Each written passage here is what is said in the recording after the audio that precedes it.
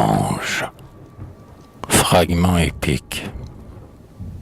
Dieu se lève, et soudain sa voix terrible appelle de ses ordres secrets, ministres fidèles, un de ces esprits purs qui sont chargés par lui de servir aux humains de conseil et d'appui, de lui porter leurs vœux sur leurs ailes de flamme, de veiller sur leur vie et de garder leur âme. Tout mortel a le sien, cet ange protecteur, cet invisible ami veille autour de son cœur, l'inspire, le conduit, le réélève s'il tombe, et, portant dans les cieux son âme entre ses mains, la présente en tremblant au juge des humains. C'est ainsi qu'entre l'homme et Jéhovah lui-même, entre le pur néant et la grandeur suprême, d'êtres inaperçus une chaîne sans fin, réunit l'homme à l'ange et l'ange au séraphin. C'est ainsi que, peuplant l'étendue infinie, Dieu répandit partout l'esprit, l'âme et la vie. Au son de cette voix qui fait trembler le ciel, s'élance devant Dieu l'archange Ithuriel. C'est lui qui du héros et le céleste guide, et qui, pendant ses vies, à ses destins préside. Sur les marches du trône ou de la Trinité, brille au plus haut des cieux la triple majesté.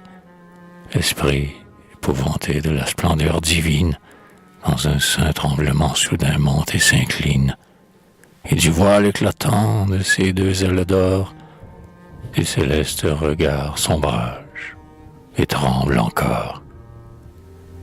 Mais Dieu, voilant pour lui sa clarté dévorante, modère les accents de sa voix éclatante, se penche sur son trône et lui parle.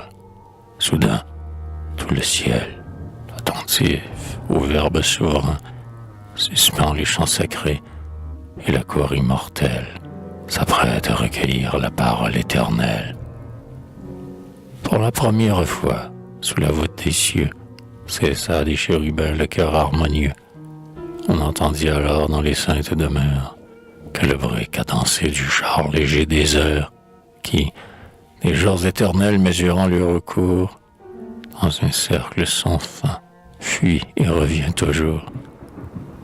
On entendit alors que la sourde harmonie des sphères poursuivant leur course indéfinie, et des astres pieux le murmure d'amour qui vient mourir au seuil du céleste séjour. Mais en vain dans le ciel les cœurs sacrés se turent. Autour du trône en vain tous les saints accoururent. L'archange entendit seul les ordres du Très-Haut. Il s'incline, il adore, il s'élance aussitôt. Tel qu'au sein des nuits, une étoile tombante, se détachant soudain de la voûte éclatante, glisse, et d'un trait de feu fendant l'obscurité, vient au bord des marais étendre sa clarté. Tel, d'un vol lumineux et d'une aile assurée, l'ardent Ithuriel fend la plaine azurée. À peine a-t-il franchi ces déserts enflammés, que la main du Très-Haut de soleil a semé, il ralentit son vol, et, comme un aigle immense, sur son aile immobile un instant se balance.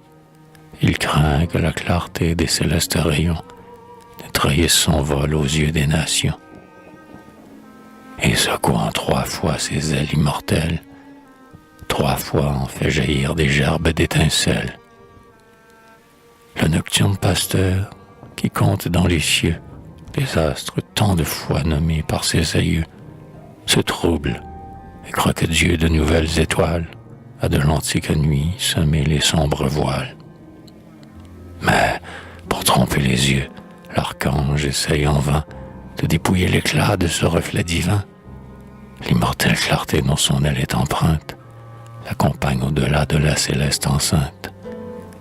Et ces rayons du soir, dont il est pénétré, se détachant de lui, pâlissent par degrés.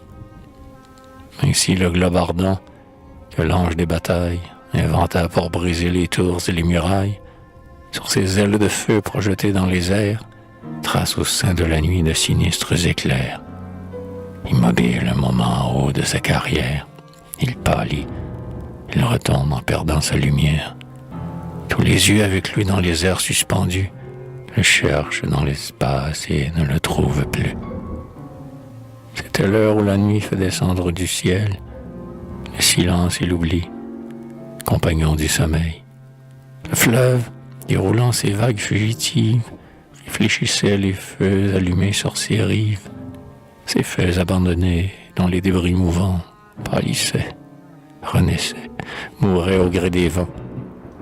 D'une antique forêt, le ténébreux ombrage couvrait au loin la plaine et bordait le rivage. Là, sous l'abri sacré du chêne, aimé des francs, Clovis avait planté ses pavillons errants. Les vents, par intervalles, agitant les armures, en tiraient dans la nuit de belliqueux murmures. L'astre aux rayons d'argent, se levant dans les cieux, répandait sur le champ son jour mystérieux, et, se réfléchissant sur l'acier des trophées, jetait dans la forêt des lueurs étouffées. Tel brille dans la nuit, à travers les rameaux, les feux tremblants du ciel, réfléchis dans les eaux. Le messager divin s'avance vers la tente où Clovis, qu'entourait sa garde vigilante, commençait à goûter les nocturnes pavots.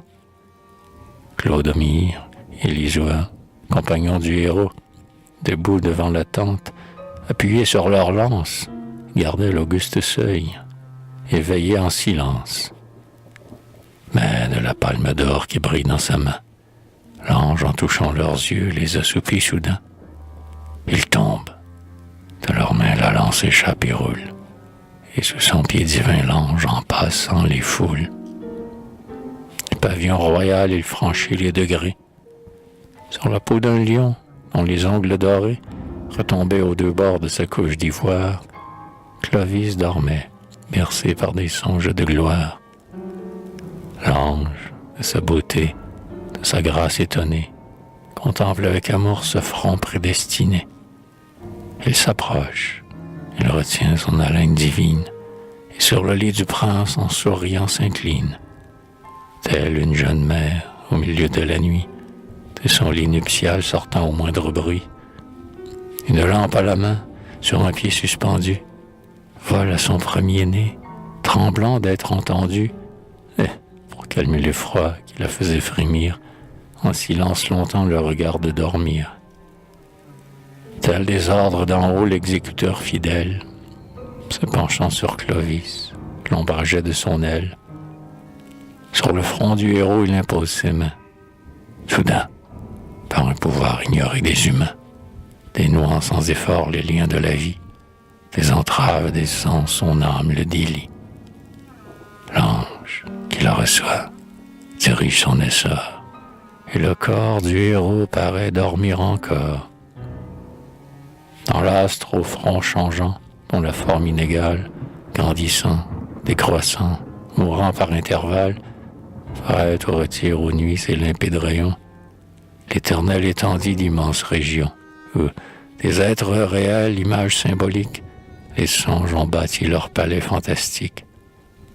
Sortis demi-formés des mains du Tout-Puissant, il tient à la fois de l'être et du néant. Un souffle aérien et toute leur essence, et leur vie est à peine une ombre d'existence. Aucune forme fixe, aucun contour précis n'indiquèrent jamais ces êtres indécis. Mais ils sont, au regard de Dieu qui les fit naître, l'image du possible et les ombres de l'être. La matière et le temps sont soumis à leur loi, revêtus tour à tour de formes de leur choix, tandis de ce qui fut, ils rendent les images, et tantôt, s'élançant dans le lointain des âges, tous les êtres futurs, au néant arrachés, apparaissent d'avance en leur jeu ébauché. Quand la nuit des mortels a fermé la paupière, sur les pâles rayons de l'astre du mystère, ils glissent en silence, et leurs nombreux essaims ravissent au sommeil les âmes des humains. Et, les portant d'un trait à leur palais magique, font éclore à leurs yeux des mondes fantastiques. De leur globe natal les divers éléments, subissant leur voie d'éternel changement, ne sont jamais fixés dans des formes prescrites, ne connaissent ni loi, ni repos, ni limite. Mais sans cesse en travail, l'un par l'autre pressés, séparés confondus, attirés, repoussés, comme les flots mouvants d'une mer en furie, leur forme insaisissable à chaque instant varie. Où des fleuves coulaient, où mugissaient des mers, des sommets escarpés s'élancent dans les airs. Soudain, dans les vallons, les montagnes descendent. Sur leurs flancs décharnés, des champs féconds s'entendent, qui, changés aussitôt en immense désert, s'abîment à grand bruit dans des gouffres ouverts. Des cités, des palais et des temples superbes s'élèvent et soudain sont cachés sous les herbes. Tout change, et les cités, et les monts, et les eaux s'y déroulent sans terme en horizon nouveau, tel roulait le chaos dans les déserts du vide, lorsque Dieu séparant la terre du fluide, de la confusion des éléments divers, son regard créateur vit sortir l'univers. C'est là qu'Ithuriel, sur son aile ballante, du héros endormi portait l'âme tremblante. À peine il a touché ses bords mystérieux, l'ombre de l'avenir éclot devant ses yeux. L'ange s'y précipite, et son âme étonnée parcourt en un clin d'œil l'immense destinée.